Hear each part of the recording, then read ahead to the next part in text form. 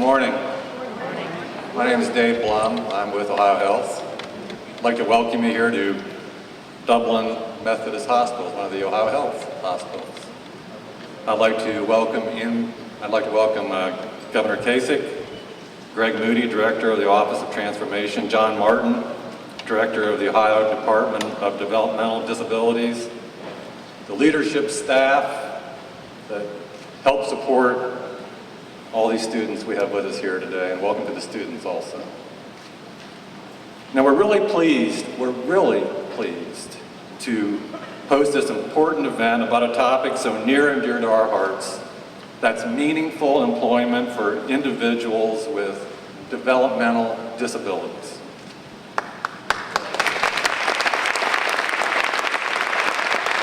Now, we are here today to put a little spotlight on Project Search, which is a one-year program that allows high school students with a variety of disabilities to get hands-on job training and real-world experience.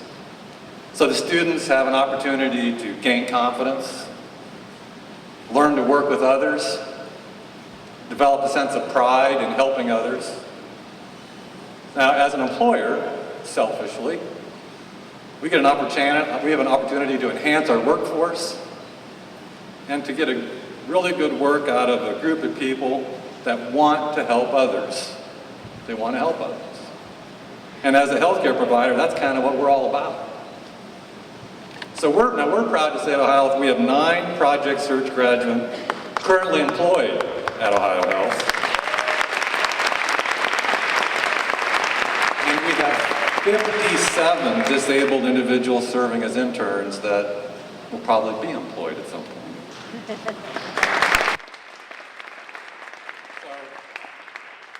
they work side by side with our associates, and they do some very important work, don't you? Very important work. We have Matt, who's at Riverside working in environmental services. We have Josh Ruth, who's here today. Hi, Josh. Josh, would you stand, Josh? Is Matt here? Matt isn't here. Josh. And then there's Camilla from Grant. How about Camilla? Is she here today? Camilla wants to be a nurse. She's probably at Grant working. So let's have the students stand, would you please, and recognize all of the students.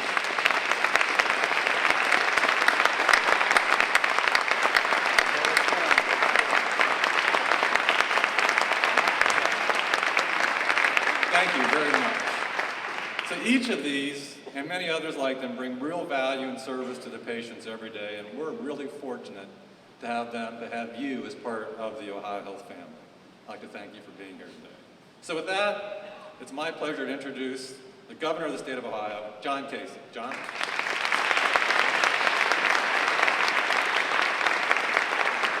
Well, I don't want to get too emotional here. First of all, Dave Blum has done an incredible job with OhioHealth and his team, Janet and his whole, where's the whole Dave Blum OhioHealth executive team? Please stand, okay? Who's here from the, okay, give them a round of applause. I'll tell you what it is. Dave and I met, I've known Dave for 100 years when we were both young. And Dave has been, in fact, I was even involved in helping him because he said, could you help me to become the CEO of this place? And I said, well, of course I would, Dave. I've known you forever. And he has been such a, I mean, frankly, I'm a little shocked by, he's been a visionary. I mean, he figured out how to bring better health care to people in Central Ohio, or Ohio for that matter, while reducing their costs and raising customer satisfaction and promoting what we really want to have in America, outcome-based medicine. Look, healthcare is not going to go away. You know, I don't know if you know, but to the students that are here, you know, I went to a basketball game last week with the president and with the Prime Minister of Great Britain, so I could score a visit to 10 Downing Street for my wife and kids who were going there over the weekend and next weekend. And I talked to them a little bit about Obamacare, to Jack Lew, the President's Chief of Staff. And, you know, the difficulty we have with that is that it imposes so many costs on us that are unrealistic in many ways. But as Jack said to me, and I acknowledge, we got a long way to go on healthcare in America in terms of keeping costs down, including more people who don't have coverage, and at the same time, raising the quality of the medicine we provide, which is exactly what they are doing here at OhioHealth. They are bringing personal responsibility and rewards and incentives to a level and a measurement, which is what we ought to do. You know, we all run around talking about how we need to measure teachers. We need to measure doctors. How are they doing? If I go to see one, am I going to be better? If I have an operation, am I going to be healthier? If I'm in the hospital, do I get an infection, or can I walk out and be healthy? That's exactly what they're striving for here. And it's just fantastic. And Dave is going to be part of our medical corridor so we can figure out how we get all the healthcare operations in Ohio to work together, because we got about as good a healthcare as you can find anywhere in the world.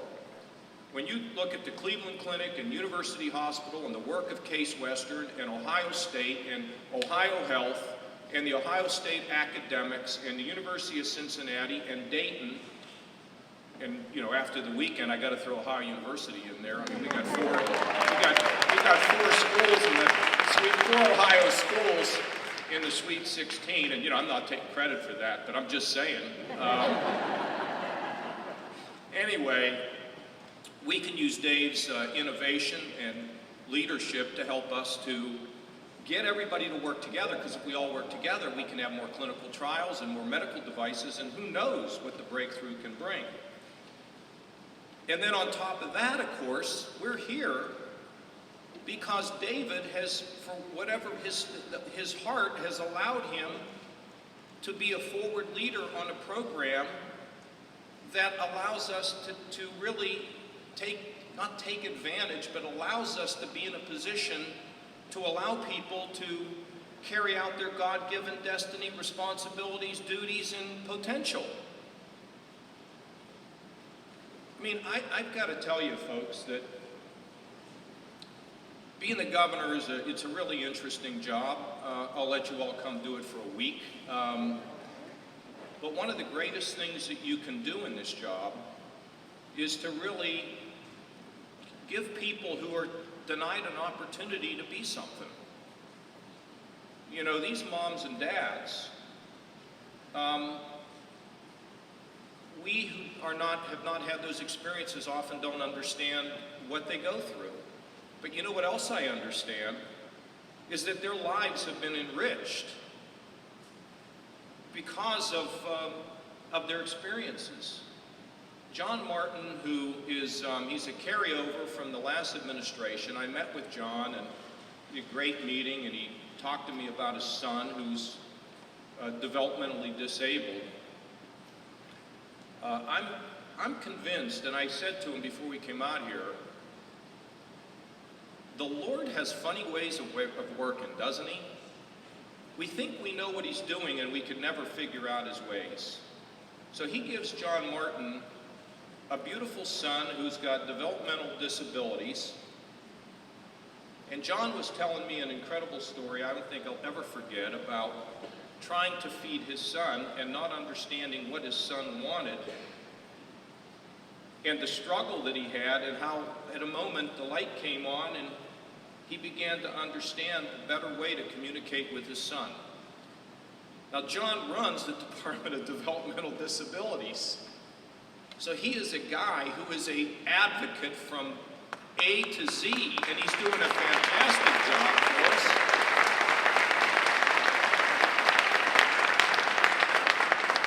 And he came into my office with a little trepidation, which I didn't understand because I'm all in.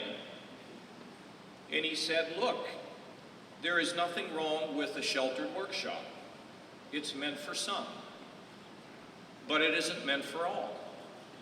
And that we have people with developmental disabilities who we've got to stand up for, who can be placed in a setting where they're going to be they're going to get even more self-confidence, where they're going to feel better about everything they do.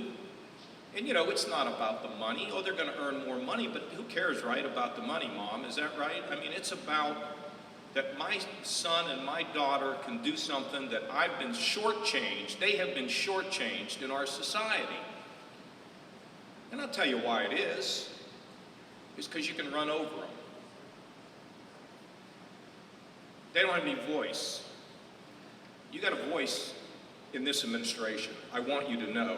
You have a big voice in this administration.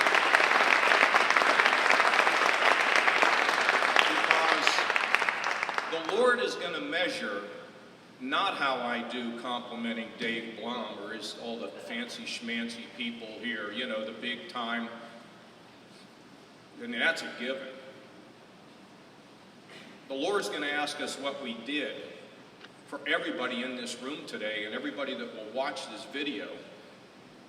What did we do for those that were the least of those as we defined them in our society? You know, I'm not sure they're the least.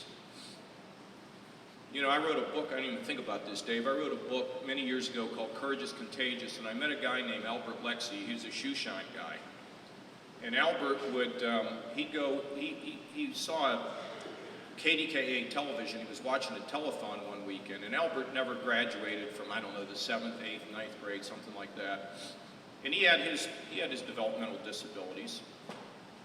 And he went to the hospital. He fell in love during the telethon because he liked the lady, Patty Burns, who was one of the MCs. And so he got on this bus, which was a terrorizing ride for him. You know, he's got to switch buses and all that.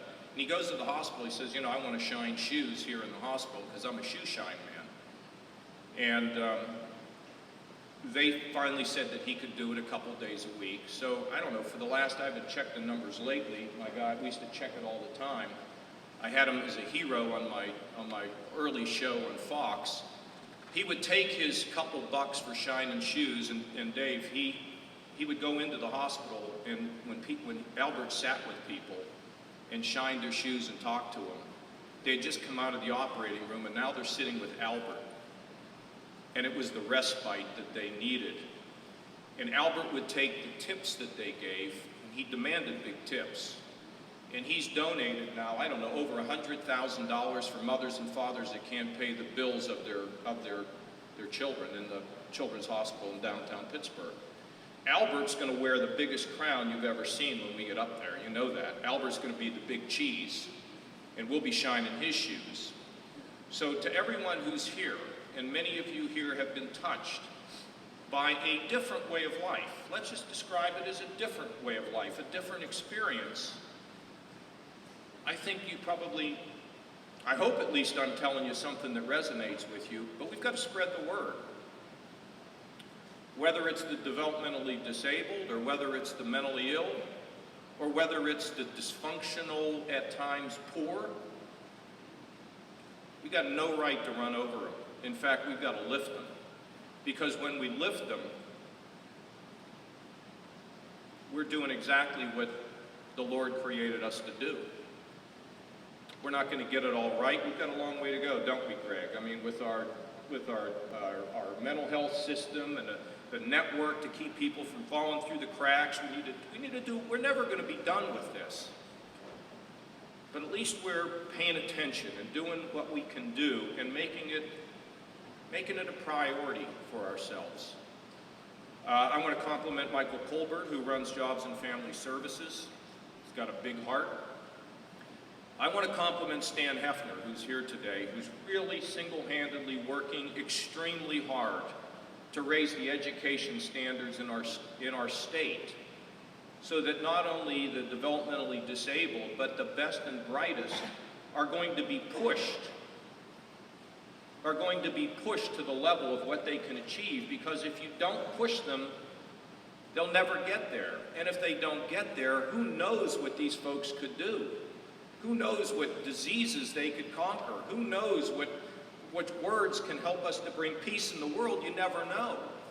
And so we're going to push our youngsters and support our teachers so we can have the best education system in our country.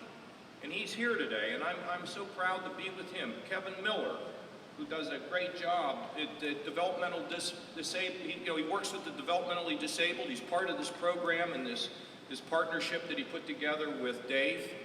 And I have a couple other people. Greg Moody. Greg is, Greg is just an incredible man. His wife is a preacher. And Greg is running the whole healthcare system on Medicaid, where we're now integrating mental health and physical health and creating medical homes so that healthcare is not so confusing, where we're trying to come with better outcome-based medicine and drive costs down and yet have great customer satisfaction. He's a gift to the people of the state. And I got a couple other guys here today who've done a fantastic job for us, because you're only as good as the team is around you. Buford's got to score more. Let's make that clear, be part of that team. But it's a really great day. And moms and dads, I hope you feel good today. Do you? I hope you feel like it's working out. That somebody's not just, I guess I've said it all. So we'll sign this little executive order, and I guess we're going to have a couple more speakers. John Martin, he's the man. He's the mastermind behind all this. Give him a great job.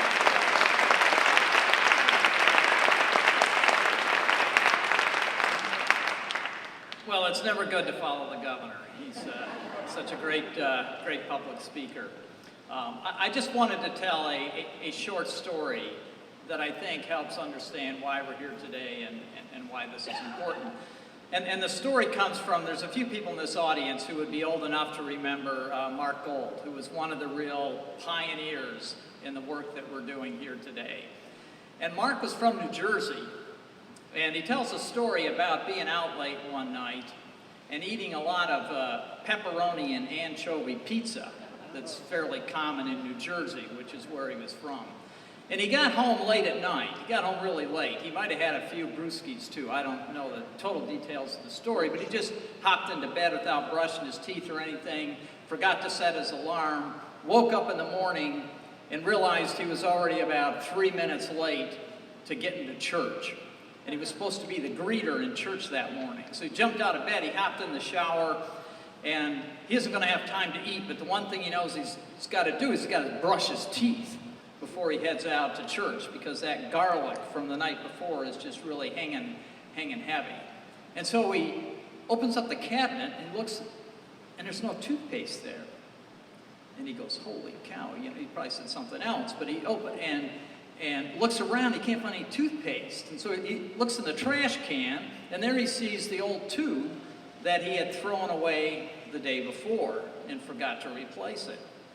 Well, it was this was quite a few years ago, so it was you remember how when they used to be made of aluminum or metal or something? So he unwound the whole thing and rewound it back up from the beginning and tried to squeeze some toothpaste out of there, but nothing came out. So he quick ran downstairs and he got a pliers out of the drawer. And he took that pliers and he gripped it on there and he squeezed it with the pliers, but still couldn't get any toothpaste out of there. And so in desperation, he went into the basement and he put it in a vice grip. And he cranked that baby, holding his toothbrush under it, and he got just enough toothpaste out that he was able to brush his teeth and head off to church.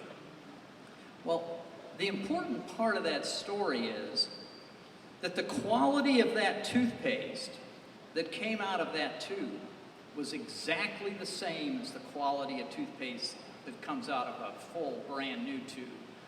And that the point of the story is that people are a lot like toothpaste. And that some of us have skills, abilities, like the governor. I mean, he can stand up here and he's one of those tubes that, you squeeze, skills and abilities come out easy. But then there's a whole bunch of others of us who need a lot of assistance and a lot of help for those skills and those abilities to come forth. But when they come forth, and what you're seeing in this hospital and other sites around the state, what comes forth is of the same quality that comes out of the full tube. And so the reason that we're doing this Employment First initiative is that to get this toothpaste out of all these tubes, we need all of us working together. And I really appreciate Stan being here. Education is a huge part of what it is we're going to be doing. And Michael from Jobs and Family Services and how their programs support us as well. And Kevin, who's going to say a few words in just a second. So it's important that all of us at this level are working together. But we can't do it without you all.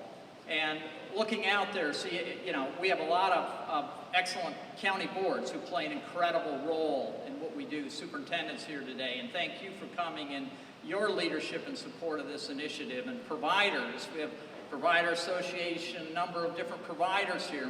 We count on them for their support. Your friend Margie's here, I believe, somewhere here in the audience.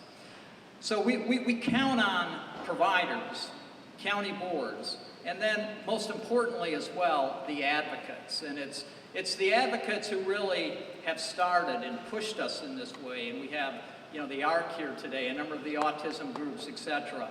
Folks, the self-advocate groups and representatives from them who really help push us in this direction. So we want to thank everybody who's come together to support us in this effort, and we look forward to working with you all as we move forward. So I want two parents just to say briefly, Kevin, who is a parent who runs RSC, to say a few words, and then I'll introduce the final parent who will be kind of wrapping this piece up before the signature. So Kevin?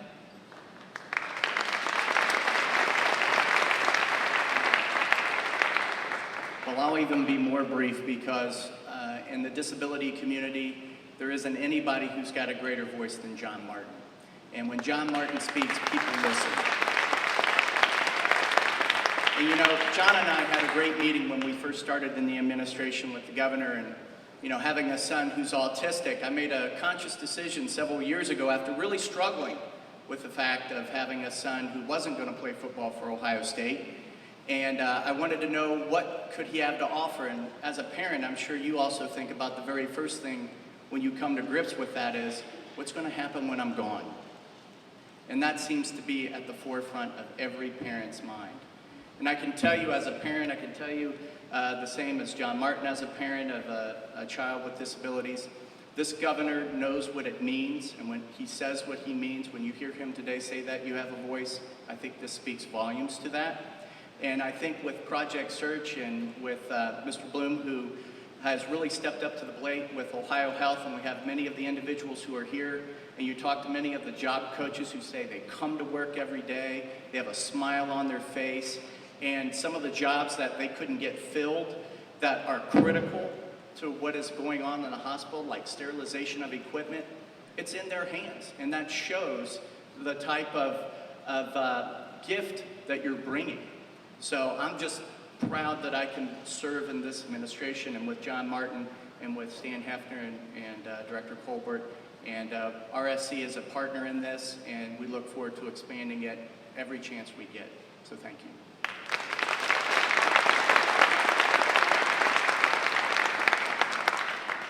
You know, we also have another parent in the administration who keeps this stuff moving, Melissa Bacon, who's been one of the key people in helping move this along, and thanks, Melissa, for your support of this effort. So lastly, I want to bring forward, because we all know that it's parents and advocates who really get a lot of things done. And we have a parent here today, I'm trying to see her, I haven't seen her, she's here somewhere. Sue Hedrick, oh there she is, hiding in the front second row, with her son Micah. And she is somebody who's a strong advocate, who's really pushed for her son and for him to be able to experience an employment opportunity. So Sue, do you want to come up and say a few words? You can absolutely bring him with it. Come on, Micah.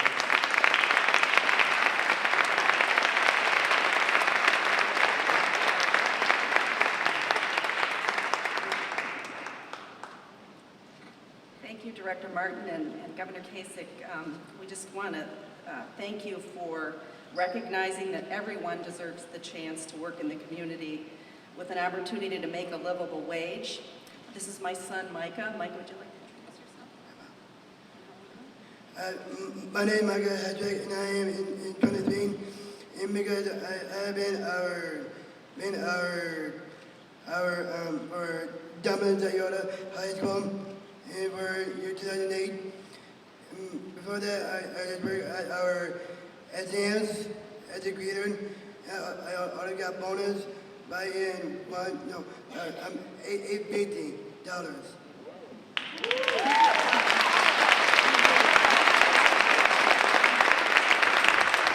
Mike is a proud graduate of Project Search as well, and they really kick-started Micah's ability to be a meaningful contributor in the community. I have to tell you that he is obviously a taxpayer, and he's also a consumer. Using his own money has reduced his reliance on Social Security. We're trying to cut his taxes.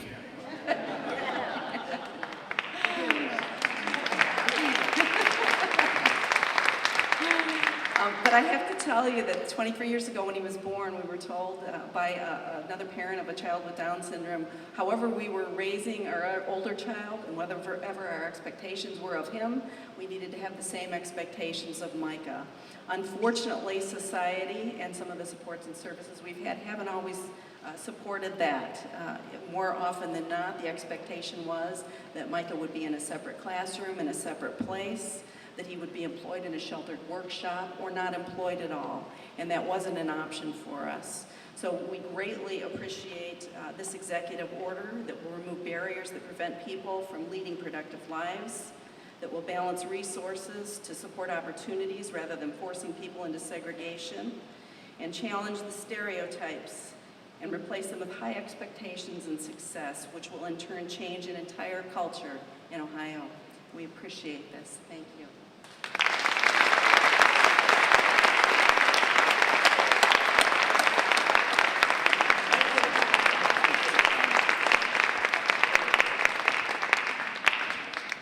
Well, Governor, if you want to stay up, I think we're ready to sign the executive order. Ask Kevin, Stan, Michael to come on up and gather as we sign this order.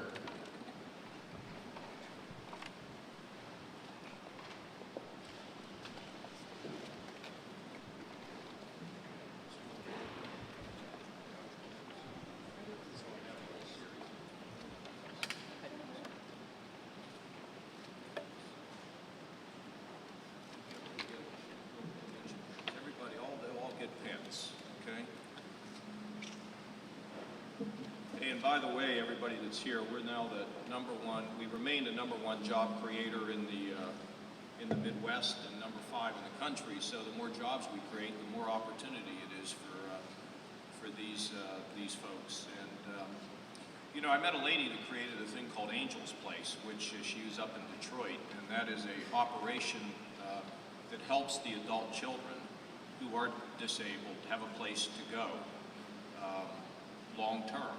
And it's something that we should study and take a look at and see if Angel's Place is something that can happen here. We can put you in touch with Loretta Nagel is the saint that developed that program, and maybe we need to have a few of them here. Maybe we already do, but we ought to check it out. So anyway, this is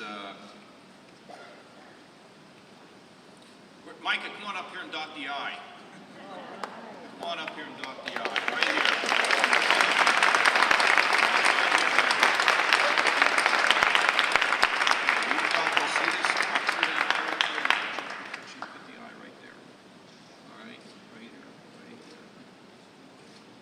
Perfect.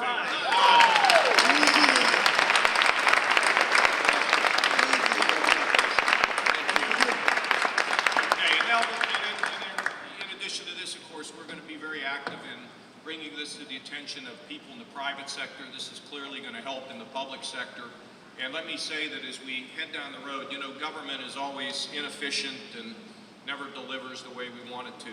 So you need to tell us. We're not going to be upset if somebody says, you know, we haven't seen a difference. We'll push on this. And I think, John, we should tell the cabinet about this at the cabinet meeting. I don't know when it is, Friday perhaps, and let them know that we're all participating. And then we need to get to the chambers of commerce. And I think Kevin knows how to do this, but this is step one. But it's, I think, a pretty good size step. So thank you all very much. And Micah, give this to your mom. This is for her. Okay?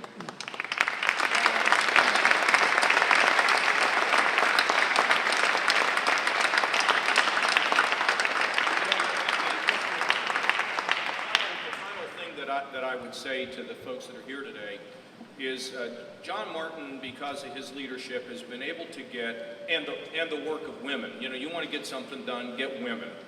Because we had a presentation of the women who drove the shared services in a couple counties where they've been able to reduce their overhead and be in a position of where they could squeeze out more dollars.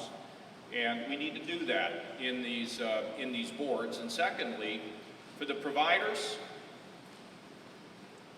patients first.